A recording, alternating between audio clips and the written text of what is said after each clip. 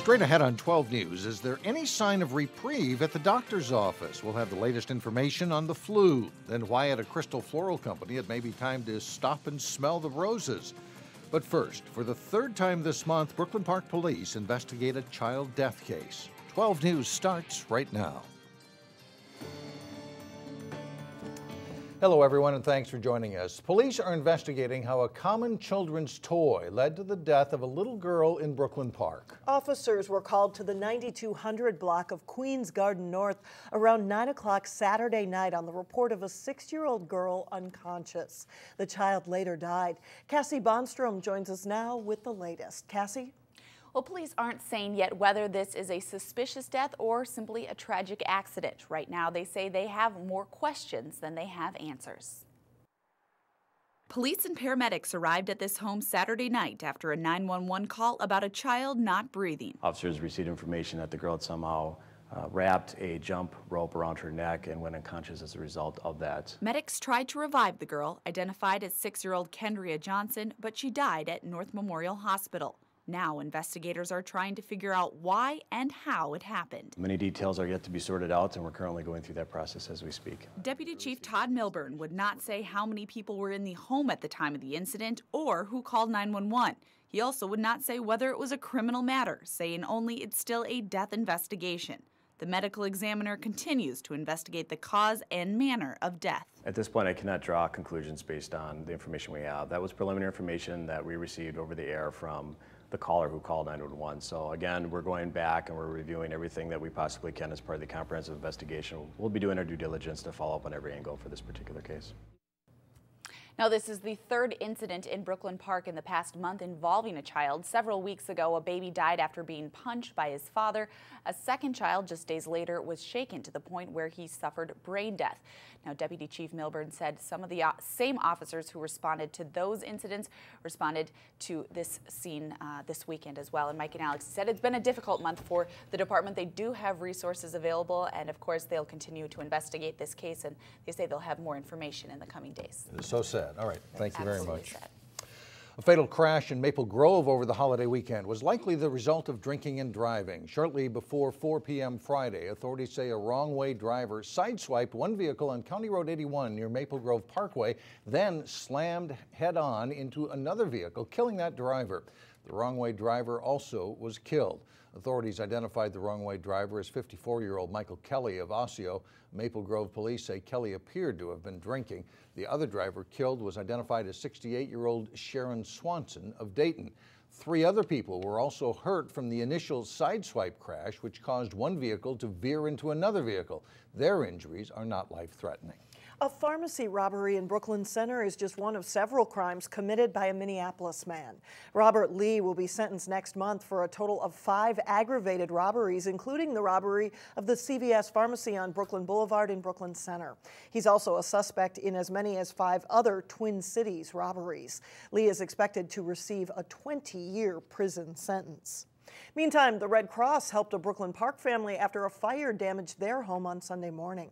Fire officials say the fire started in a kitchen at a home in the 7900 block of Lee Avenue North. 2 adults and 7 children were displaced. Since December 25th, Red Cross volunteers have helped more than 40 people displaced by fires across Minnesota and western Wisconsin.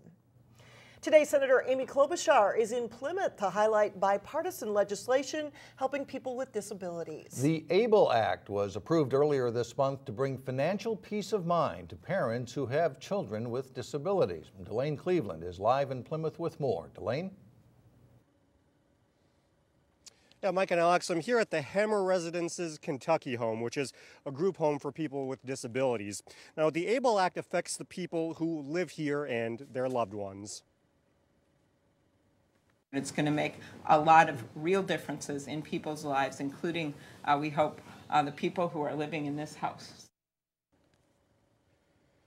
Senator Klobuchar toured the home today before the news conference. She says the ABLE Act allows people with disabilities to set up a tax-advantaged savings account, much like a college savings plan, that people with disabilities can use to cover expenses like education, housing, and employment support. In the past, if you had more than $2,000 in savings, it would impact your things such as your Social Security benefits, but the ABLE Act changes that. It was one of those things that everyone finally agreed needed to happen. And that is because for way too long, families that have kids with disabilities have really not been able to put aside money for them, for their education, for whatever needs that they may have in the future because of the way the government rules work. Senator Klobuchar says about 120,000 Minnesotans with disabilities could benefit from this. However, the IRS still needs to get the rules written before people can start opening these accounts. The hope is that that will happen sometime in 2015.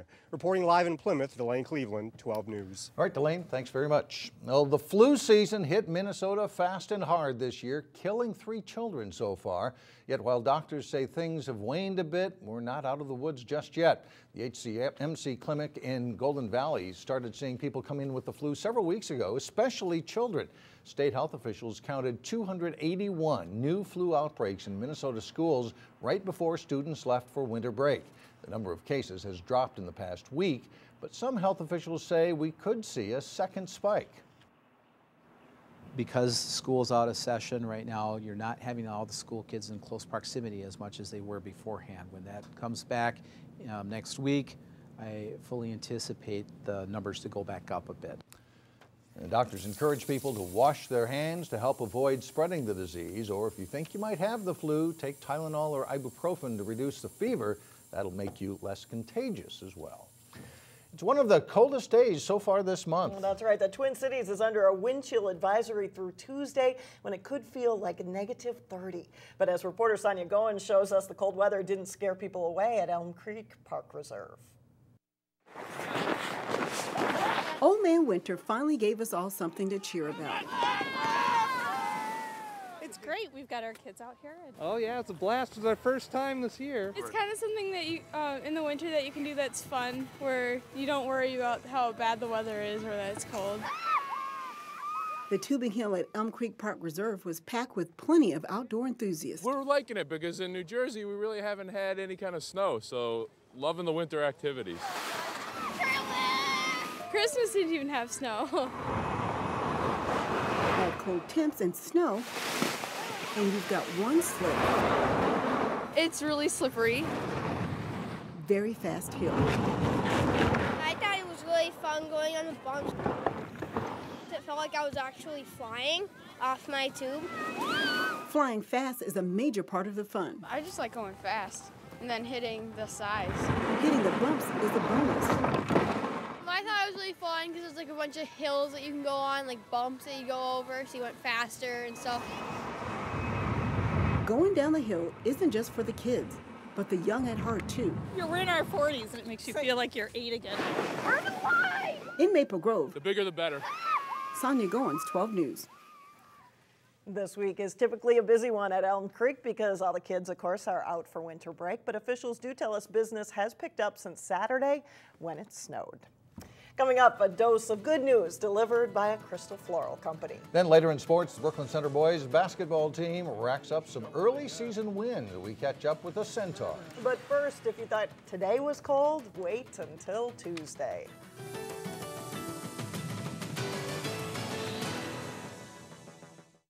And welcome back. There is more national acclaim for Golden Valley-based Buffalo Wild Wings CEO Sally Smith. CNN Money named her one of the best CEOs of the year.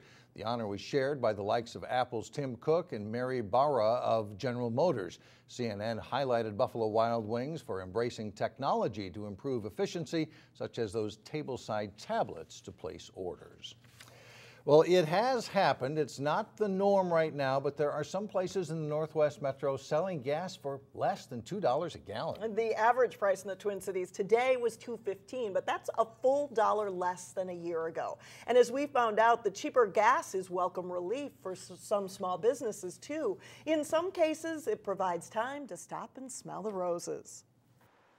To be locally owned, you're very connected. At Donato's Floral in Crystal. 4 in a container, carnations and roses, white. More than 2 decades of connections in the community have made this florist the go-to for occasions from births to funerals. They get to know you. I know a lot of our customers and then their friends and family, so they refer us. For a small family-owned business that logs about 700 miles a week in floral deliveries, gas prices matter. The van runs from the time I get here till the time I leave in the wintertime. Delivery driver Mike Johnson figures the drop in gas prices means a couple $100 in savings each month. And according to AAA, the drop could last into the new year. I think it's dropped every day since September 25th, and forecasters expect that will continue to drop. That's welcome news at Donato's. We were so conditioned for it to be so high that it's coming down. I don't know if we believe it. It's so great. During the recession and the years of higher gas prices, this business never tacked on a fuel surcharge. One of the ways they weathered the storm was by downsizing to a more fuel-efficient vehicle. We had a van that was getting 10 miles to the gallon. You know, compared to this at 25 miles to the gallon. I think that's big enough. Oh, okay. Yeah. I can do that. After years of cutting back, this business is now starting to reap some rewards, and its owners are cautiously looking ahead at ways they might grow the business. We'll sit down in about six months probably and take a look and say, what can we do? It might be improvements, maybe another van. Coming up, kids in Brooklyn Park find a warmer way to embrace the frigid weather. But first, Champlin Park takes on Apple Valley in a matchup of the top two boys basketball teams in Class 4A. Jay Wilcox has that and more when we come back. Well, Jay Wilcox now with sports. A good test for a very good team with some high hopes, too. Yeah, there's a couple teams that expect to be in the mix for a state title possibly come the end of the season, so to see them in midseason, pretty exciting. The Champlin Park boys basketball team came into this season with very high hopes.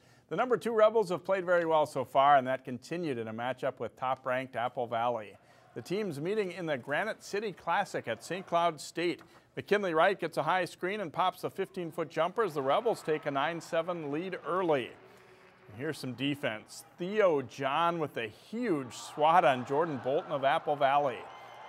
Wright leaves it for the trailing J.T. Gibson here, and he steps into a 3 on his way to a huge night for Champlin Park.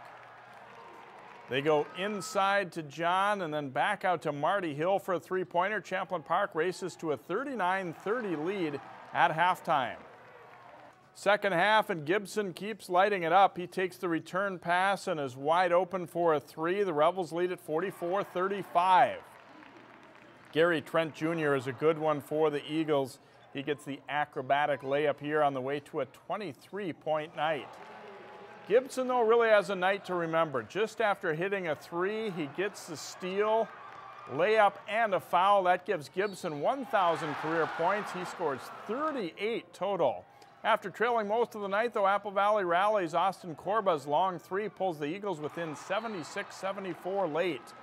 But the Rebels ended in style. Hill steals the inbound pass and dunks it home to seal up a 79-74 win.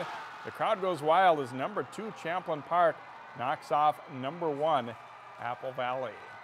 The Brooklyn Center boys basketball team is also enjoying a strong season. The Centaurs are in the top 10 in the state Class 2A rankings. The Centaurs enter Monday's holiday tournament game at Trinity at River Ridge with a 7-1 record, with the lone loss coming against powerhouse De La Salle. They beat St. Croix Prep in the first round of the Trinity tournament Saturday. Overall, it's been a good start.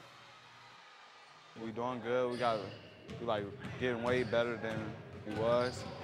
Each day we practicing hard, making each other better, and becoming a better team.